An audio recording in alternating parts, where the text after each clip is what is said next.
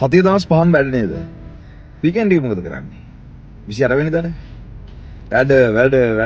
වැඩ මොකද්ද මේ ජීවිතේ?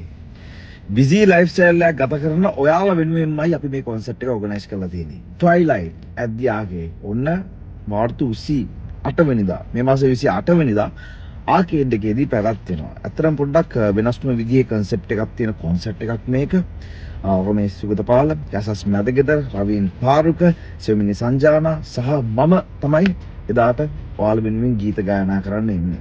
කාර්යබහුල ජීවිතයක් ගත කරන ඔයාලට රිලැක්ස් වෙන්න හොඳම concept එක තමයි Twilight concept එක. මේක හරි වෙනස් වැඩක්, අපි හරි ආදරෙන් කරන වැඩක්.